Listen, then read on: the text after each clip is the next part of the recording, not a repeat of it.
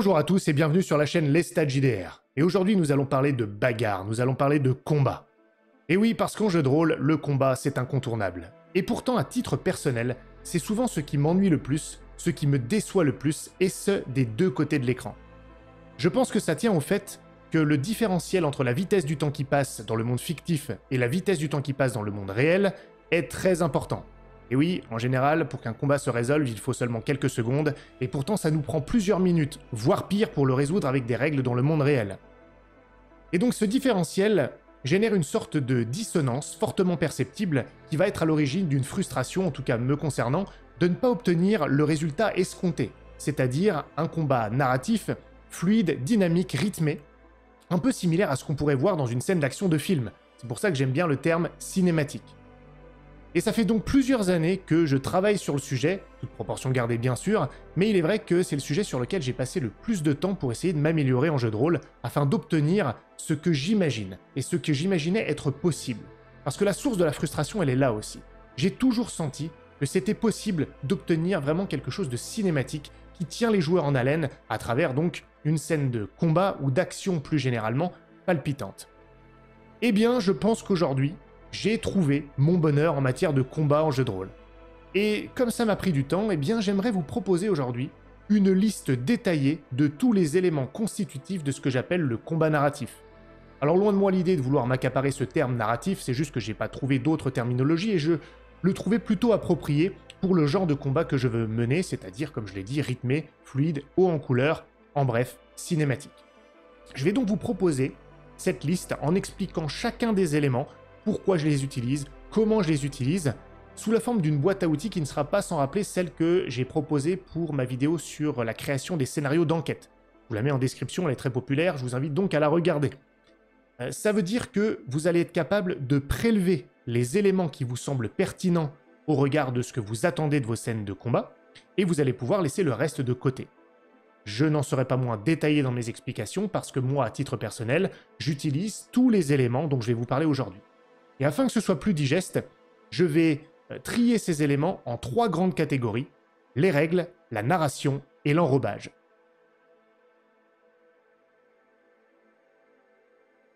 Mais avant d'aller plus loin dans la vidéo, je vous invite à écouter 3 extraits de combats narratifs. Ces combats sont menés par moi-même puisqu'ils sont issus de mes actuels plays. Je vais vous mettre les liens en description. Et la raison pour laquelle je vous invite à les écouter avant d'aller plus loin dans la vidéo, c'est que ça va nous mettre sur la même longueur d'onde. Vous allez comprendre exactement, par la pratique, ce que je veux dire quand je parle de combat narratif rythmé et fluide. C'est toujours intéressant de savoir exactement de quoi l'interlocuteur parle pour pouvoir bien en comprendre tous les tenants et les aboutissants. Ça vous permettra aussi d'ailleurs de voir si ça vous plaît et si vous avez envie de faire tendre vos combats vers ce type de scène d'action ou pas. Le premier extrait que je vous propose est issu de mon one-shot Soleil Rose. D'ailleurs, et vous vous reconnaîtrez ceux qui comptent le jouer, n'allez pas voir cet extrait bien entendu. Et il s'agit, je ne spoilerai pas, de la scène d'ouverture, qui est une scène d'action in media res. Et c'est intéressant à écouter parce que, bon, déjà, il se trouve que cette scène d'action a beaucoup plu aux joueurs auxquels je l'ai fait jouer. Et en plus, elle repose uniquement sur la mise en scène, sur la manière d'orchestrer, de gérer le combat, sur les idées des joueurs, bien évidemment, sur lesquelles je m'efforce de rebondir, mais elle ne bénéficie pas de recours, d'intensité, d'histoire, de personnel et de viscéral, comme j'aime à le dire, puisque c'est une scène d'introduction dans un one-shot. Donc elle ne bénéficie pas d'un tremplin de vécu, purement sur l'aspect technique. Le deuxième extrait est un combat entre 2 femmes, donc du 1 contre 1, issu de ma campagne Au nom des pairs. Et là, pour le coup, c'est un combat qui incarne vraiment ce que j'appelle le personnel et le viscéral. Ce sont 2 femmes qui ne savent pas bien se battre. C'est un combat bec et ongle, sale, pas propre, qui est difficile à régir par des règles, et c'est justement pour ça que je souhaite que vous puissiez l'écouter, mais qui bénéficie d'une très grande intensité, justement parce qu'on sent le vécu entre ces femmes. Ce n'est pas grave si vous n'avez pas tout écouté, même si vous ne pourrez pas en apprécier toute l'intensité, parce qu'encore une fois, il faut avoir vécu ce vécu pour pouvoir le concevoir, mais je pense que ça se ressent quand même, et c'est un excellent exemple de combat personnel et viscéral qui va être intense au-delà de l'aspect orchestration. Enfin, le troisième lien rassemble un petit peu tous ces éléments. C'est une bataille, et c'est en réalité le dernier épisode de ma campagne Au nom des pairs, Et c'est intéressant parce que donc il s'agit d'une bataille ouverte, il se passe plusieurs choses dans la bataille, Les joueurs, les personnages ont des rôles différents dans cette bataille. Ce n'est pas tout à fait la même chose, donc on peut voir une certaine diversité. Il y a du rythme, il y a une mise en scène, on rebondit sur les actions des joueurs, et en même temps, cette bataille est portée par un vécu narratif qui va servir l'intensité. Et c'est d'ailleurs pour ça que je fais commencer l'extrait juste avant la bataille, car il est intéressant que vous écoutiez ce prélude qui donne encore une fois un tremplin d'intensité pour la scène d'action qui s'ensuit.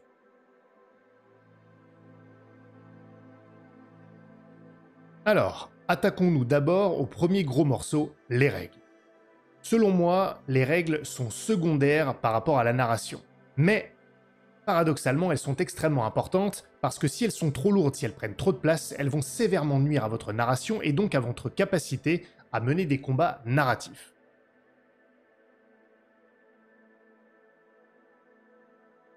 Et ça me mène donc au premier point, au premier élément important du combat narratif lorsqu'on parle des règles, c'est le fait que la narration doit passer avant les règles et que donc vous devez penser narration avant de penser règles lorsque vous déclarez des actions, que vous soyez maître du jeu ou que vous soyez personnage joueur.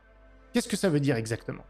Ça veut dire que lorsque vous vous apprêtez à énoncer une action d'un personnage, vous devez penser: est-ce que l'action est cohérente par rapport aux capacités du personnage, cohérente par rapport au contexte situationnel et par rapport à l'univers lui-même? En revanche, vous ne devez pas vous demander si les règles permettent de réaliser cette action. Pour plusieurs raisons. Parce que si vous faites ça, numéro 1, vous risquez de perdre du temps en faisant référence à votre fiche de personnage ou en réfléchissant aux règles, les passant en revue. Même si ça ne vous prend que quelques secondes, eh bien quelques secondes dans un combat narratif, c'est long et ça se ressent tout de suite. Vous allez perdre du temps et le temps est une ressource précieuse lorsque l'on veut mener des combats rythmés et fluides. De la même manière, ou plutôt l'autre raison pour laquelle vous devez éviter de penser règles avant de déclarer une action, c'est que les règles ne vous permettront jamais de tout réaliser ou de tout imaginer.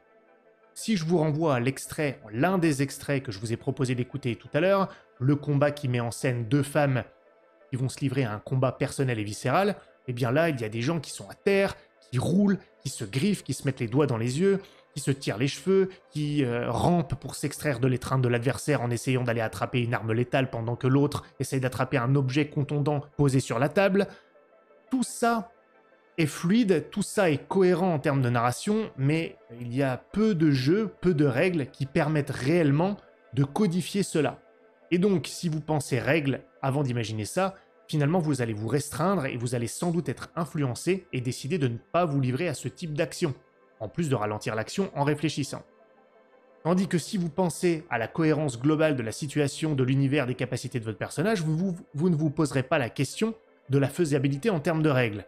Et une fois seulement que l'action, que la cinématique est décidée, alors on peut faire émerger une règle qui sera la plus appropriée pour résoudre la situation. Et si le corpus de règles principales ne permet pas cela, eh bien il ne faut pas hésiter à improviser une règle ou à la modifier légèrement sur le fil pour ne pas perdre du temps. Ce sont les règles qui s'adaptent à la narration, surtout pas l'inverse, si vous voulez mener des combats narratifs tels que je les décris et les aime.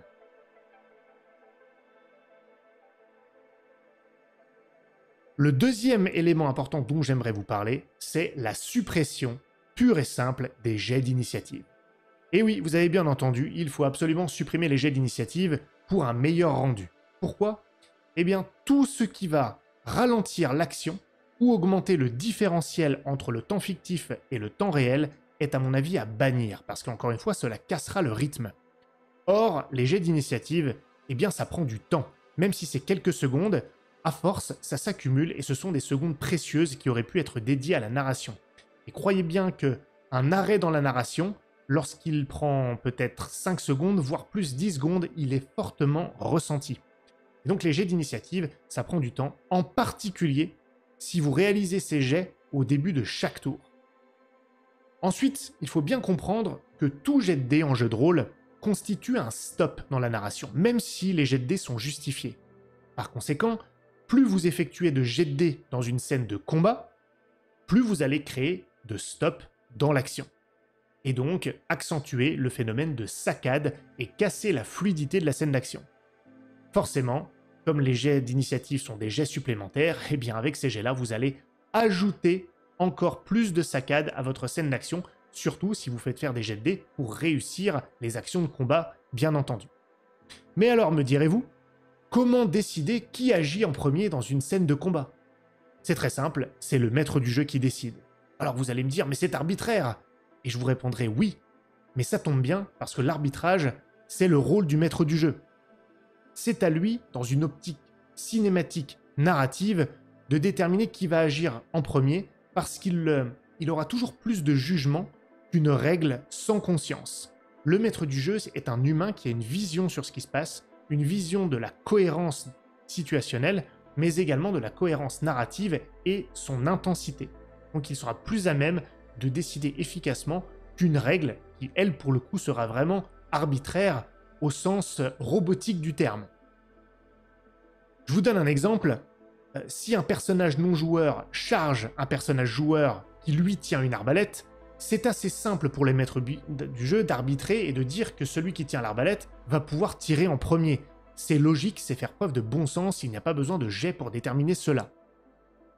Alors, vous me direz, mais comment faire lorsque les deux types d'actions en opposition sont similaires, comme par exemple dans le cas d'un duel au pistolet, au cours duquel la rapidité est un élément essentiel? Bien, c'est très simple.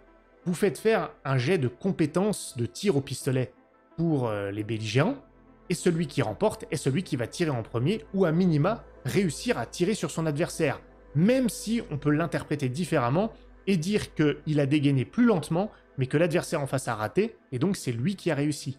Peu importe en réalité, le jet de compétences d'arme à feu peut inclure la capacité à dégainer rapidement. Il n'y a pas besoin de séquencer l'action et de faire un jet de dés pour la rapidité et un jet de dés pour la compétence de tir. C'est inutile, cela va saccader la narration encore une fois, cela va créer un stop et cela va nuire à votre capacité à produire une action, un combat narratif. Alors vous allez me dire, c'est encore différent dans le cas des combats au corps à corps. Là, il faut vraiment savoir qui tape en premier. Eh bien, il y a une solution, et cela me mène à un autre élément, encore une fois, qui est un élément, à mon sens, très important et qui fera sans doute une très forte différence dans vos parties si vous ne l'utilisez pas déjà. J'ai nommé l'art de la passe d'armes.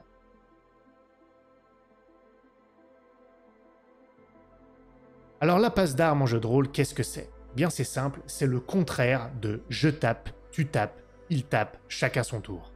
Ça, véritablement, c'est à bannir pour du combat narratif, cela casse trop le rythme. La passe d'armes, c'est le fait de comprendre que le combat est une opposition entre des adversaires et qu'au cours d'un échange, l'un des adversaires va émerger victorieux de l'échange, pas forcément du combat dans son entier, et donc en gagner des conséquences favorables qui seront plutôt négatives pour l'adversaire. Le blesser, le mettre en difficulté, peu importe en réalité comment on va l'interpréter. L'un des adversaires va prendre l'avantage, il aura gagné l'échange, il aura gagné la passe d'armes. Donc, pensez plutôt à réaliser un test en opposition, ou pourquoi pas contre un seuil de difficulté. En réalité, peu importe le système, à mon humble avis, on peut gérer de la passe d'armes avec à peu près n'importe quel système de jeu. C'est peut-être pas tout à fait vrai, mais peu importe, on peut l'adapter. Et le vainqueur de l'échange, le vainqueur de la passe d'armes, est celui qui va infliger les dégâts ou qui va mettre l'adversaire en difficulté. Là, tout dépend effectivement du corpus de règles que vous utilisez ou de l'interprétation que vous aurez. Il n'y a plus besoin de diviser un pseudo-tour de combat en une attaque pour chaque belligérant et potentiellement même pire, une défense en plus pour chaque belligérant. Tout ça, c'est terminé, c'est un échange, une personne devient victorieuse, inflige des conséquences négatives à l'adversaire et ensuite on repart sur une nouvelle passe d'armes.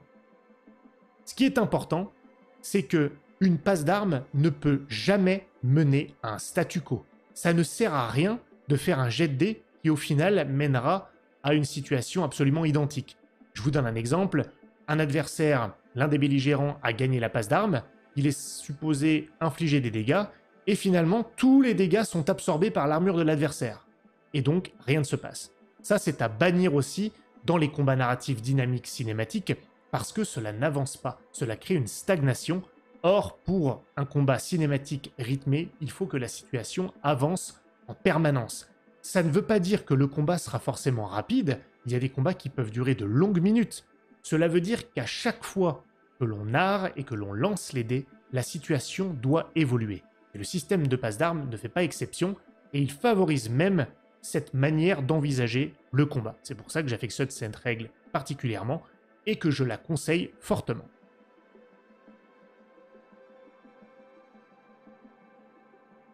Enfin, on en arrive au dernier élément qui a trait aux règles et que j'aimerais vous proposer. Vous n'y êtes pas obligé pour appliquer les éléments dont j'ai discuté précédemment, mais je pense que cela va vous aider considérablement. C'est le fait d'adopter un système de jeu minimaliste. Personnellement, je l'ai fait, et c'est relativement récent dans ma pratique, et je ne le regrette absolument pas. Pourtant, j'avais mis plusieurs mois, voire plusieurs années à développer mon propre système maison qui était déjà bien épuré et bien simple par rapport à d'autres, et lorsqu'il est arrivé à maturation, finalement, j'ai décidé de complètement l'écarter et d'opter pour un nouveau système maison, lui minimaliste, et ça a considérablement changé ma manière de gérer les combats. Pas j'exagère peut-être un petit peu, mais en tout cas, ça a facilité la mise en application des scènes de combat telles que je les appréciais. Alors, qu'est-ce que c'est exactement un système minimaliste?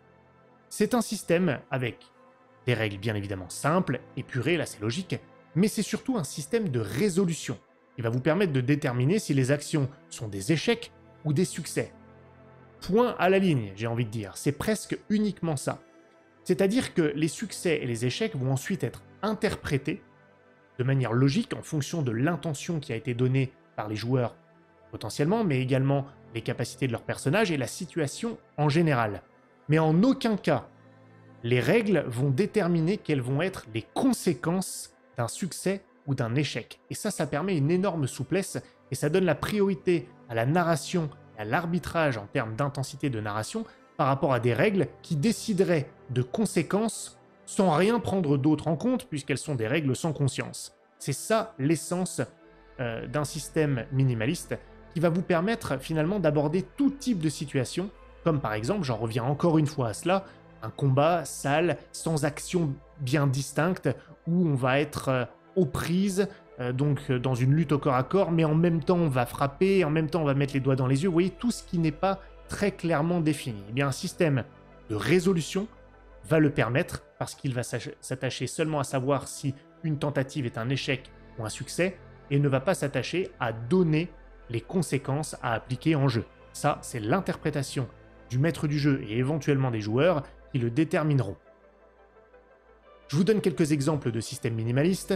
On va trouver Cthulhu Dark, que j'adore, le 2d6 plus bullshit du bon MJ, si vous voulez, il en parle sur certaines de ses vidéos, et bien sûr, mon système à moi, Décimation. Il en existe bien d'autres, et pour tout vous dire, les systèmes minimalistes se ressemblent à peu près tous, après c'est une question de goût, et c'est pas grave, forcément plus c'est minimaliste, moins il y a de règles, plus il y a de chances que ça se ressemble, et ce n'est pas du tout un problème.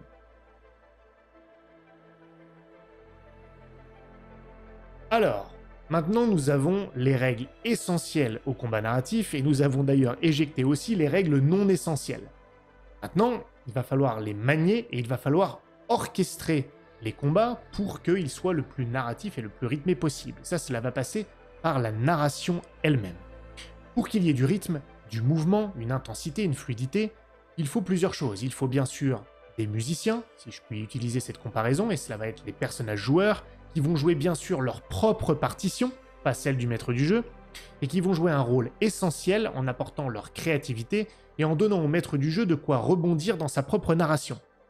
Et puis il faut bien sûr un chef d'orchestre, le maître du jeu, pour garder une cohérence narrative, pour rythmer et pour canaliser la créativité des joueurs et même l'inspirer. Alors comment?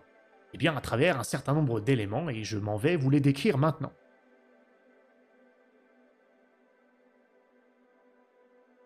D'abord, bannissez le vocabulaire technique de règles. Tu lui infliges tant de dégâts, tu l'as touché, tu as gagné la passe d'armes, tu fais une esquive. Vous voyez, le terme esquive peut être utilisé dans la narration, mais il y a des formulations qui rappellent le fait qu'on est en train de puiser dans un corpus de règles. Le fait de faire appel à un vocabulaire technique de règles du jeu va déjà vous sortir de l'immersion et va créer une dissonance, encore une, entre la narration et le fait d'aller puiser dans les règles. On va le sentir. Et ça crée une saccade supplémentaire. Alors vous me direz, ce sont des petites saccades, ce n'est pas bien grave. Oui, mais si vous ajoutez cette saccade à la saccade des jets d'initiative, à la saccade de trop nombreux jets de dés, Et bien d'autres encore, eh bien vous avez de multiples saccades et vous avez perdu toute la fluidité et toute l'essence de ce qui fait un combat narratif, un combat même cinématique. Alors, évitez ce type de vocabulaire, concentrez-vous sur de la narration, à mon avis.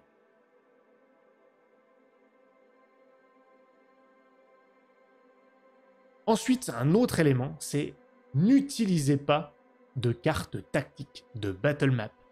Alors, je sais, là, tous les goûts sont dans la nature, mais moi, je considère que c'est un casseur de rythme par excellence, surtout si vous voulez faire quelque chose de cinématique.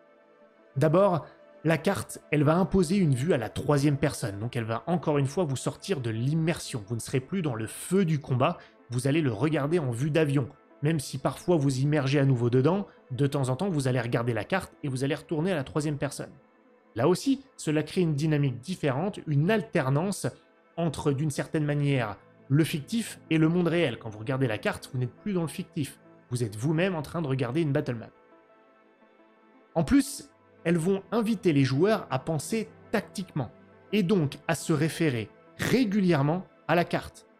Et là encore, on va perdre du temps, parce qu'ils vont quitter la narration un instant pour regarder la carte et ensuite décider de leurs actions narratives. Et on aura cette alternance. Ils vont être très occupés à regarder la carte de multiples fois. Ils ne pourront pas s'en empêcher, c'est systématique. Même le maître du jeu pourra être tenté de le faire régulièrement pour ajuster les positions. Si vous aimez le combat tactique, c'est très bien, mais si vous êtes dans une dynamique de combat narratif tel que je l'ai décrit aujourd'hui, alors il faut bannir ce type d'aide de jeu, si je puis dire. En plus, il y a une dernière chose, c'est que la carte va solidifier une vision de l'ère de combat. Elle va sceller ça dans le marbre et vous ne pourrez plus jamais rien modifier en termes de distance pour favoriser une certaine narration. Vous allez perdre une certaine fluidité et cela peut brider la créativité des joueurs. Parfois, les joueurs vont imaginer quelque chose, une action, en imaginant que le mur était peut-être plus proche d'eux que ce que vous aviez imaginé, mais comme vous ne l'aviez pas dit auparavant, vous pouvez très bien dire « oui, tu peux faire ça », et l'action va être servie. C'est une forme d'adaptation et de souplesse narrative dont vous allez vous départir si vous utilisez des cartes. Alors, mon conseil est de les enlever tout simplement. D'ailleurs, au passage, je le précise, je vais sortir une vidéo justement sur la spatialisation et je vais développer encore plus ces aspects-là et pas seulement les cartes, mais ça sera pour une autre histoire.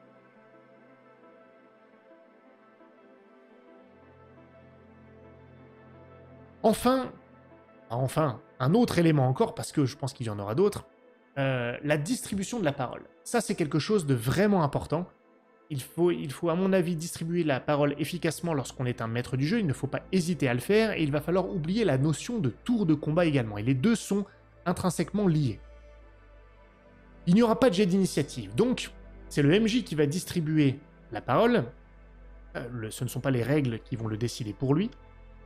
Et il va le faire de préférence à la volée, par le bon sens. Et il faut que ça aille très vite. Il va le faire, encore une fois, en fonction de la cohérence d'une situation, de l'intensité narrative, et bien sûr du jeu autour de la table. Qu'est-ce que ça veut dire le jeu? Ça veut dire que si à un moment, l'un des joueurs est un petit peu plus en retrait, il n'a pas joué depuis longtemps, eh bien soudainement, c'est à lui d'agir. Ça, ce n'est pas du tout un problème, cela va encourager la participation de tout le monde. En tant que maître du jeu, parfois, il faut aller chercher le joueur, et cela va former accentuer une forme de rythme autour de la table.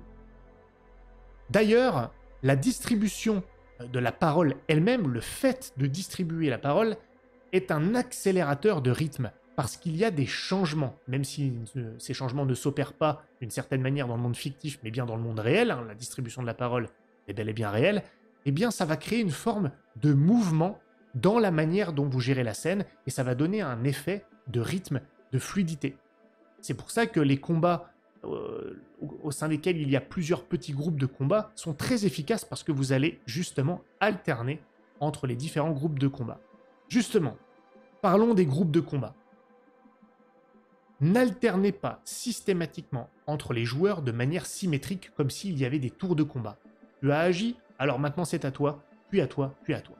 Non, s'il existe différents sous-groupes de combat dans votre scène de combat globale, passez quelques tours, là je mets des guillemets au terme tour, quelques passes d'armes avec un groupe avant de passer au suivant. Parce que comme ça, vous allez encore une fois réduire les saccades. Si vous changez de groupe toutes les 10 secondes, on va le sentir, et là pour le coup, c'est excessif, et cela va créer des saccades. Mais si vous restez le temps de quelques passes d'armes avec un groupe de combat à un endroit, sur un front particulier de la scène de combat, eh bien vous allez préserver une fluidité. Et lorsque l'action change, que le paradigme dans ce groupe change, c'est le moment de créer un suspense et de passer à un autre groupe pour que celui-ci puisse agir.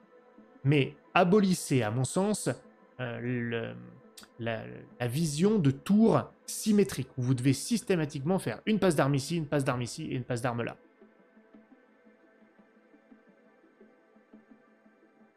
Donc on l'a vu ici, l'objectif est de préserver une forme de fluidité narrative. Et il y a deux points essentiels pour préserver une fluidité narrative. Il faut que la narration prenne plus de place que les règles, on l'a déjà dit, et il faut que la narration ne soit pas trop souvent coupée pour éviter la sensation de saccade. Ça, de tour par tour, d'une certaine manière. Ça, j'en ai parlé. C'est deux points essentiels. Et ça me mène à l'élément suivant. Il faut qu'il y ait moins de jet de dés que ce dont vous avez l'habitude, à mon avis, pour qu'il y ait plus de narration. Vous allez devoir laisser la narration respirer. N'hésitez pas à raconter ce qui se passe pour les PNJ au cours d'un combat et faire réagir les personnages joueurs là-dessus sans leur faire de jet de dés. Et ensuite de décrire une conséquence et une sorte de tennis narratif va s'opérer entre le maître du jeu et les joueurs sans qu'un seul jet ne soit lancé. Bien évidemment, tant que vous ne faites pas jeter les dés, ne pénalisez aucun des parties, ou en tout cas surtout pas les joueurs. C'est-à-dire que voilà, l'ennemi peut les attaquer, le joueur va essayer de leur faire un croche-patte, l'ennemi est déstabilisé mais il se redresse, te repousse, te donne un coup de pied dans le ventre, qu'est-ce que tu fais? Je l'évite, tu y parviens, c'est parfait, mais tu es maintenant dos au mur, tu n'as plus d'espace, que décides-tu? Je donne un coup de pied dans la terre pour essayer de lui mettre du sable dans les yeux, peu importe. Il commence à te frapper frénétiquement, mais tu peux ainsi te dégager, que décides-tu? Je me mets à côté et je le frappe au flanc. Et là, je ne suis pas emporté pour rien, vous vous dites c'est un moment où il peut y avoir un tournant. L'adversaire peut le voir venir, ou alors le joueur peut réussir son coup. Et là seulement, vous faites émerger un jet de dés. Mais vous avez laissé plusieurs secondes durant lesquelles il y a eu une narration ininterrompue. Et ça va vraiment donner une sensation de rythme, de mouvement dans votre scène qui va changer sans même que vous jetiez un seul jet de dés. Pour autant, le hasard est toujours préservé. Simplement, le jet de dés arrive un peu plus tard. Pour tout vous dire, une scène d'action rythmée et fluide n'est pas forcément plus courte qu'une scène d'action régie par les règles, puisqu'on peut très bien l'étendre à travers une narration un peu fleurie, et donc avoir des jets de dés plus espacés, ce qui peut avoir, pas forcément, pour effet d'allonger une scène de combat. Mais c'est pas grave du tout. Ce n'est pas la durée de la scène de combat qui compte, c'est est-ce qu'elle est fluide, est-ce qu'elle est rythmée, est-ce qu'on a l'impression qu'elle avance en permanence. C'est ça le plus important, et donc je vous conseille de laisser la narration respirer en réduisant le nombre de jets de dés que vous allez effectuer, quitte à décrire certaines actions, à échanger avec les joueurs sans qu'un seul jet de dés ne soit lancé. En plus de cela, cela va pousser les joueurs à être créatifs, parce qu'ils ne vont plus se reposer sur le jet de dés pour décider ce qui se passe. Il n'y a rien à faire à part narrer. Et donc ça va les pousser à aller chercher dans les recoins de leur esprit pour trouver quelque chose d'intéressant et pourquoi pas utiliser l'environnement, mais ça on y reviendra un petit peu plus tard dans la partie enrobage.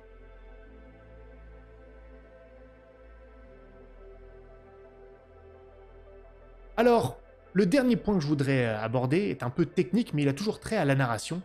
C'est comment gérer la narration autour d'un jet de dés. Eh bien moi j'appelle ça intention, jet, description. C'est quelque chose de très classique, je n'ai rien inventé, mais je trouve que parfois on a tendance un petit peu à l'oublier justement, et c'est fondamental pour les combats narratifs. L'intention, c'est l'acte de décider ce qu'on va faire, que ce soit pour le maître du jeu d'ailleurs, ou le joueur. Seul le maître du jeu sollicite l'arrivée d'un jet de dés. Jamais les joueurs. Rappelez-vous, les joueurs vont penser narration avant de penser règle. C'est le maître du jeu qui amènera éventuellement une règle au milieu de la narration pour ensuite déterminer ce qui se passe. Eux, ils vont être créatifs, les joueurs, dire ce qu'ils vont faire, et ensuite ils vont résoudre un test si le MJ en appelle à un test. S'il n'y a aucun test nécessaire, en tout cas que le maître du jeu ne le juge pas important, alors la narration peut continuer et on va passer directement à l'étape description, dont je vais vous parler juste après. Si c'est nécessaire, le jet émerge, le joueur jette son jet de dés, et là on voit s'il y a un échec ou une réussite. Et on arrive à la phase description, qui est à 90% effectuée par le maître du jeu. Oui, c'est le maître du jeu qui décrit le résultat d'un échec ou d'un succès. Alors vous allez me dire, mais ça veut dire que c'est le maître du jeu qui décide de tout? Non, puisque le joueur a déjà décrit son intention. Le fait de faire décrire le résultat par le maître du jeu, déjà, épargne au joueur le fait de répéter exactement ce qu'il a dit lors de l'intention. Ça arrive souvent, ça, en jeu de rôle. Vous avez décrit ce que vous allez faire, vous faites le jet de dés, et le maître du jeu vous dit « décris ce que tu fais ». J'ai déjà dit ce que j'essayais de faire. Donc le fait que ça change de personne, déjà, va créer une forme de changement. C'est le rôle du maître du jeu de prendre en compte l'intention du joueur pour décrire ce qui se passe ensuite, particulièrement si le résultat était un succès.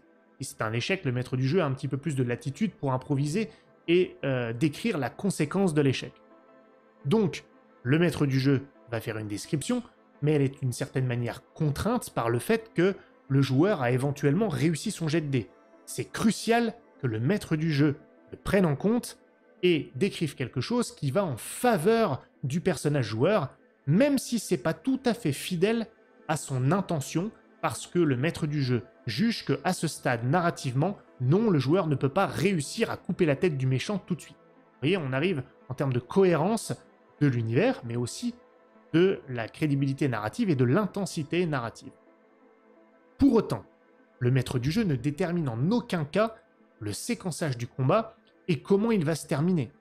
Je vous donne un exemple.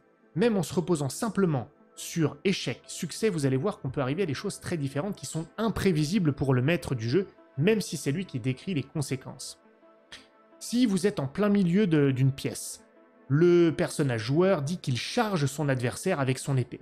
Échec. Tu ne parviens pas, il te voit venir, il évite ton coup, il te donne un coup de pied, tu recules, tu percutes la table, tu es maintenant pratiquement assis sur la table.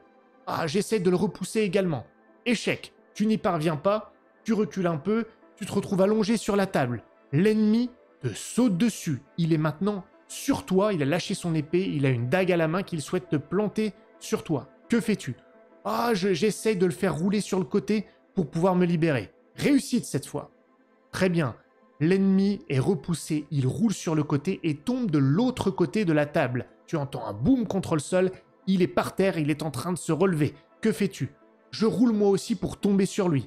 Pas besoin de jet de dés, tu lui tombes dessus, tu es maintenant au-dessus de lui, que fais-tu? Il est en train de lever sa dague pour essayer de se libérer. Je plaque la dague contre le sol, je plaque sa main contre le sol et j'essaye d'en libérer la dague pour la prendre moi-même. Très bien, jet de dés, plutôt facile. Réussite, tu prends la dague, tu es au-dessus de lui, que fais-tu? Je le poignarde à répétition. L'adversaire est mort. Vous voyez, il s'est passé plein de choses, il y a eu du mouvement, on peut décrire cette action, on peut la raconter une fois qu'elle est terminée parce qu'il y a des choses hautes en couleurs, très claires qui se sont déroulées. Le MJ n'avait aucun moyen de savoir, lorsque ça a commencé au milieu de la pièce, que ça terminerait par terre de l'autre côté d'une table, mais tout s'est déroulé de fil en aiguille en fonction des échecs et des réussites, grâce aux intentions déclarées du joueur et aux descriptions des conséquences par le maître du jeu. Cela étant dit, de temps en temps, le maître du jeu peut bien sûr céder la parole au joueur pour que lui-même décrive les conséquences de ses actions. Cela arrive très souvent, notamment lors d'un coup de grâce, évidemment. Alors, il y a un dernier argument contre cette manière de faire qui dit que c'est le maître du jeu qui va déterminer exactement combien de temps le combat va durer. Parce que forcément, puisqu'il interprète les conséquences des échecs et des succès, il va pouvoir peut-être proposer des conséquences faibles s'il veut que le combat dure longtemps, ou très fortes s'il veut qu'il soit abrégé. Il y a un peu de vrai, mais en réalité, c'est exactement la même chose si on utilise purement les règles, parce que les points de vie et les systèmes de blessures, ce sont ni plus ni moins des comptes à rebours pour voir combien de temps le combat va durer. Ça n'est souvent rien d'autre. Il y a un petit peu plus de couleur pour tout ce qui est blessure, mais en réalité, pour les points de vie, c'est vraiment un compte à rebours. C'est la même chose, à ceci près que le MJ, lui, il est capable d'apprécier la situation, sa cohérence, et de jouer avec les intensités narratives, sans forcément déterminer, on l'a vu tout à l'heure, l'issue du combat. Là où les règles, elles sont complètement désincarnées, elles vont s'appliquer, quoi qu'il arrive, sans souci pour l'intensité ou la cohérence. Et parfois même, elles vont percuter la cohérence. Alors, certains aiment le fait que les règles vont ensuite dicter la narration et que le maître du jeu n'ait pas son mot à dire dans son application et donc dans le fait d'arbitrer une éventuelle durée du combat. Et c'est tout à fait respectable, simplement, ça veut dire qu'on ne prend pas en compte l'intensité narrative et que donc cela ne donnera pas des combats qui sont cinématiques ou narratifs, en tout cas pas au sens où je l'entends, ou en tout cas pas au point où je l'entends. Parce qu'encore une fois, on sera tributaire de résultats qui ne prennent pas en compte les bons moments narratifs pour qu'il se passe quelque chose de déterminant qui a une chance de changer le cours du combat.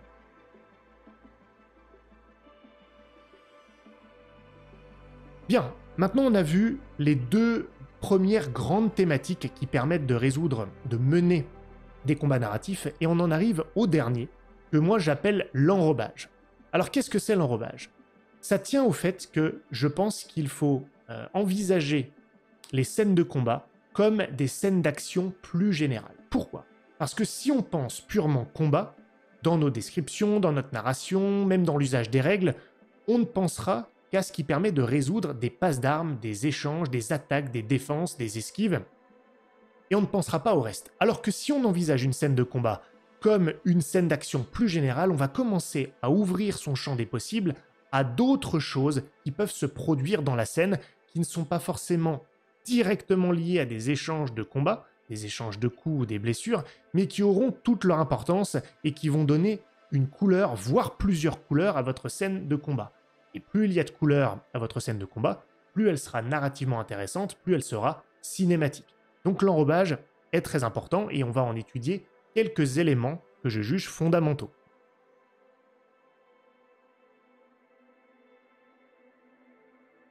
D'abord, il faut apprendre à utiliser l'environnement et surtout à créer du mouvement. Alors je n'invente rien, le fait d'utiliser l'environnement c'est quelque chose de très commun, mais il ne suffit pas de le dire pour que les joueurs le fassent. Il faut leur donner les moyens de le faire, de penser l'environnement et de se déplacer. Parce qu'un combat, même s'il y a des échanges de passes d'armes qui est statique, ne contribuera pas autant à créer une scène de combat dynamique, cinématique. Il faut que ça bouge. Alors comment? Comment réussir à utiliser l'environnement et à créer du mouvement? Il y a plusieurs moyens. D'abord, lorsque vous interprétez en tant que maître du jeu les conséquences d'un succès ou d'un échec, on l'a vu tout à l'heure dans l'usage des règles, eh bien, dans ces conséquences, décrivez un changement, soit dans l'environnement, soit dans le déplacement. C'est-à-dire que, au lieu que l'un des joueurs soit simplement blessé ou fatigué, etc., ou que son état, son intégrité physique soit le seul sujet, eh bien, déplacez-le dans l'espace. Finalement, tu te mets à heurter un mur, tu es désormais bloqué, ou tu trébuches sur une chaise qui elle-même tombe à côté de toi, ou tu fais tomber quelque chose qui était sur une commode, ou peut-être même la commode elle-même. Là, on change l'environnement. Et on déplace le combat dans cet environnement également. Ça va créer du mouvement, et ça va ouvrir le champ des possibles et changer le champ des possibles en cours de combat parce que maintenant vous êtes à différents endroits où l'environnement a changé, de sorte qu'on peut peut-être l'utiliser encore plus. Si la commode est tombée avec des objets qui étaient placés haut qu'on ne pouvait pas atteindre et maintenant qui sont tombés au sol, on peut décrire ces objets qui sont tombés au sol et potentiellement les ramasser. Ou si sur la commode il y avait des élixirs en tout genre, peut-être que quelque chose prend feu. Ou si un brasero s'est tombé, peut-être que la pièce s'enflamme.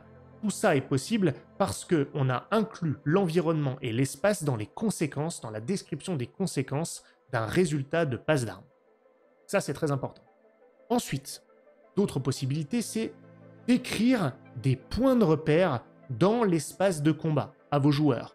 Décrivez une porte à tel endroit, un couloir, un ascenseur, si vous êtes dans un truc contemporain, je vous l'ai dit tout à l'heure, un âtre, pourquoi pas cette fameuse commode, bref, tout ce dont j'ai parlé là, vous auriez pu l'avoir décrit en amont, en tout cas pour certains, parce que ça donnera des points de repère dans l'espace aux joueurs qu'eux-mêmes vont pouvoir utiliser. À partir du moment où vous les décrivez, ils existent et ils vont entrer dans le champ des possibles des joueurs. Et ça va peut-être stimuler leur créativité pour qu'ils utilisent ces différents endroits, ces différents éléments que vous avez mis en exergue. Et c'est surtout intéressant lorsque ces éléments sont placés au-delà de portée immédiate des joueurs, parce qu'ainsi, s'ils veulent utiliser ces éléments d'environnement ou s'y diriger, ils vont devoir se déplacer eux-mêmes, et cette fois le déplacement va venir d'eux et pas seulement d'une conséquence que vous décrivez suite à un jet de passe d'armes. C'est encore plus valorisant, eux-mêmes vont être acteurs du côté cinématique de la scène de combat parce qu'ils se déplaceront car vous leur aurez donné des raisons potentielles de le faire. Pour autant, parce que vous donnez des points de repère, ça ne veut pas dire que vous leur dictez ce qu'ils doivent faire. C'est eux qui auront des idées grâce à ces points de repère et qui les utiliseront à leur gré en fonction des idées qu'ils auront qui vont émerger et de leur propre créativité. Enfin, n'hésitez pas à créer plusieurs fronts dans le combat. Si tout se passe au même endroit, qu'il y a un même échange de combat, une même mêlée, ça va être beaucoup plus compliqué de créer des déplacements ou de donner une impression d'un combat ouvert où il peut se passer plusieurs choses. Fragmenter le combat en plusieurs fronts avec peut-être des personnages joueurs qui sont à différents endroits, lorsqu'ils affrontent des ennemis différents, faites bien en sorte que ces affrontements se déroulent à des endroits différents de l'espace avec des éléments d'environnement différents pour varier un petit peu les plaisirs. Ça a plusieurs avantages. Ça vous permettra déjà potentiellement effectivement de varier, d'ouvrir le jeu, de pousser certains joueurs peut-être à passer d'un front à l'autre, à se déplacer eux-mêmes parce qu'il se passe plusieurs choses, et puis de donner cette impression que la scène de combat est effervescente. Il se passe beaucoup de choses et ça contribue fortement au rythme et à l'intensité d'une scène de combat plutôt que de quelque chose de très localisé. Si bien entendu, ça peut arriver aussi, on l'a vu dans l'un des extraits que je vous ai donné, où il n'y a qu'un seul front finalement. Tous ces éléments ne sont pas à prendre en compte à chaque fois, dans tous les cas, bien entendu. C'est encore plus facile à faire lorsque vous proposez des espaces ouverts. Pour le coup, parce que là, il y a de la place pour mettre différents fonds. Et en tout cas, c'est un recours que vous pouvez utiliser pour donner cet aspect un petit peu plus effervescent à vos combats.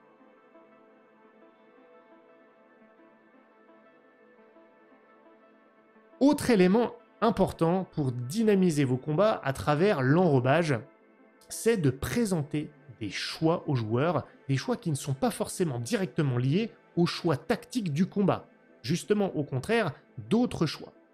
Pourquoi ?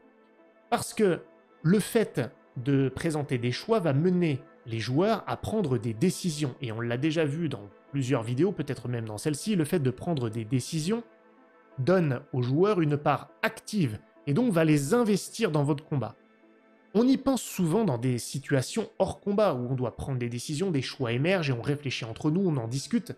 Mais tout ça peut très bien s'appliquer dans une situation d'urgence où là je vous invite à leur laisser moins la chance de réfléchir et de discuter entre eux pour simuler le combat, évidemment, et ne pas le ralentir, créer une forme de tension d'urgence au cours de laquelle il faut choisir.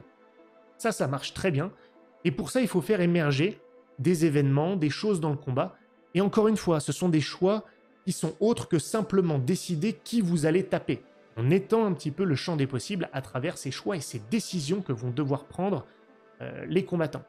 On est souvent très restreint dans un combat, on ne sait plus trop quoi faire à part dire je tape, j'esquive, je me déplace, on essaie de décrire une passe d'armes un peu originale et on est vite limité. Alors que dès que des choix qui ne sont pas directement liés au combat lui-même apparaissent, soudainement, tout s'ouvre et on commence à avoir plus d'idées et donc on va pouvoir donner plus de couleurs différentes au combat. Je vous donne un exemple concret. Dans ma campagne Les Enfants du Fleuve, à un moment, il y a un combat de masse devant un pont qu'on peut traverser pour aller de l'autre côté d'un ravin. Et là, il y a vraiment une nuée d'ennemis, des ennemis assez faibles, et assez peu de diversité dans le combat lui-même, parce que l'intérêt n'est pas là. Là, effectivement, on va jeter les dés, voir si on réussit, mais l'intérêt, c'est qui reste pour retenir l'ennemi et qui décide de passer sur le pont suspendu qui en plus est très fragile, tandis qu'on ne peut y passer qu'à 2 par sécurité. Est-ce qu'on essaie d'y passer à plus que 2 en prenant le risque qu'il casse parce qu'il commence à y avoir beaucoup d'ennemis?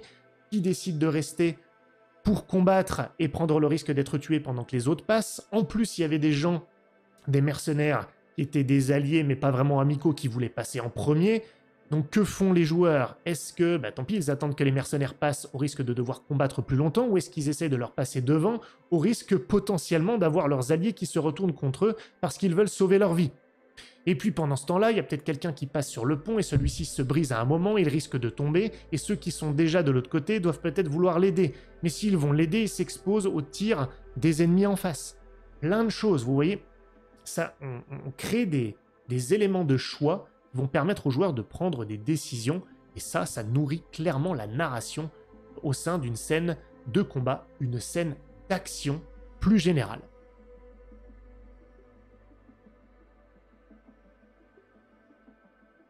Pensez aussi à donner des rôles différents, ou en tout cas des opportunités d'endosser des rôles différents aux joueurs au sein d'un combat. Tous vos joueurs ne sont pas forcément des personnages combattants. Lorsque ce sont des combattants, n'hésitez pas à les faire combattre, il n'y a pas de problème. Mais parfois, il y a d'autres choses à faire, et c'est là que l'enrobage va prendre tout son sens, parce que vous leur donnerez des défis qui ne sont pas intrinsèquement liés à l'acte de combattre.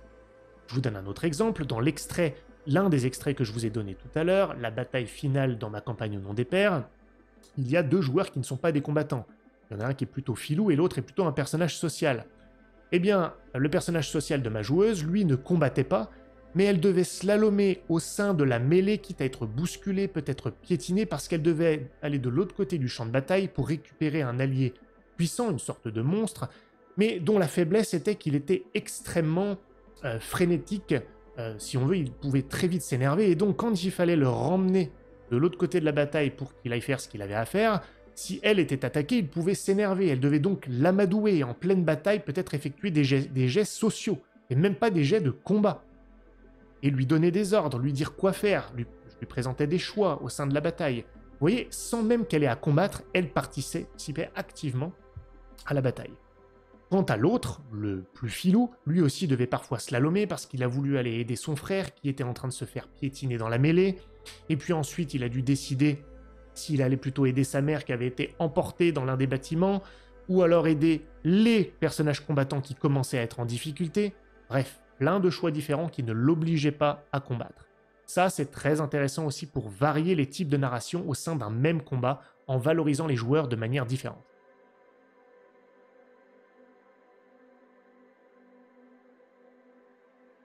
Enfin, dernier point, dernier élément lié à l'enrobage, créer des enjeux pour les combats. Là, je vous apprends rien, je pense. C'est pas forcément le cas pour tous les combats, mais les combats les plus intenses, les plus cinématiques, sont souvent ceux derrière lesquels il y a autre chose que la mise en scène purement technique. Un combat, on doit le ressentir, il doit être intense, et souvent il est intense parce qu'on sait que l'enjeu de l'issue du combat est très important. Soit pour la mission globale ou l'intrigue principale, soit à titre plus personnel pour les joueurs. Et donc, n'hésitez pas à injecter des éléments personnels au cours du combat, notamment à travers les choix que vous faites émerger.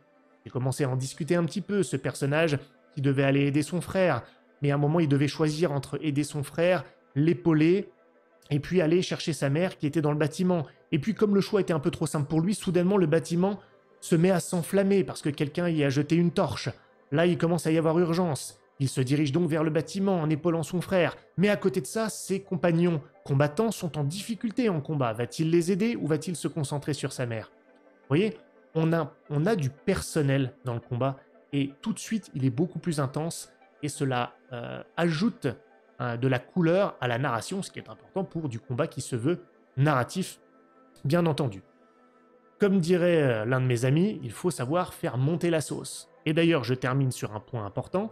N'hésitez pas à avoir des scènes avant un combat, lorsque vous sentez ce combat venir, parfois il n'est pas prévisible, qui vont faire monter la sauce, qui vont servir de tremplin d'intensité narrative, parce qu'il va se passer un drame, je sais pas moi, quelqu'un va mourir, donc ça va enclencher tout de suite un combat violent, et il y a un peu ça, même beaucoup, dans l'extrait dont je vous parle, le combat final dans ma campagne. C'est pour ça que je vous le fais commencer sur la scène d'introduction, le prélude à la bataille, parce qu'il se passe quelque chose de dramatique au sens large du terme, et qui va servir de tremplin au reste de la bataille.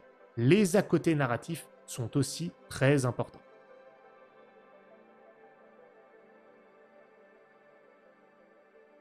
Voilà, on a fait le tour des 3 grandes thématiques qui sont à mon sens constitutifs du combat narratif. Je vous l'ai dit, vous n'êtes pas obligé d'utiliser tous ces éléments pour injecter des éléments de combat narratif et pour obtenir des scènes cinématiques. Simplement, moi, c'est vrai que je les utilise quasiment tous, pas forcément tout le temps, mais de manière générale. Libre à vous de faire votre choix. Et avant de vous laisser, je vais vous parler d'un dernier élément qu'on ne peut pas vraiment lier aux 3 thématiques que j'ai abordées, et c'est pour ça que c'est un peu une cerise sur le gâteau, mais à mon humble avis, c'est plutôt une pastèque sur le gâteau plutôt qu'une cerise, parce que c'est très important.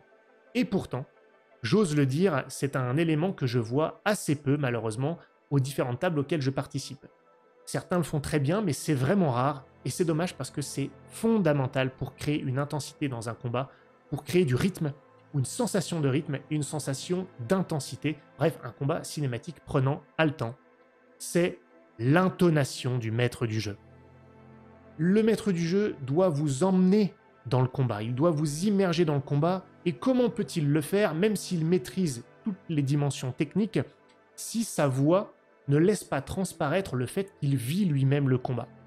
Le maître du jeu doit vivre ce combat, et le fait qu'il le vive doit être ressenti, perçu par les joueurs pour qu'il soit emmené.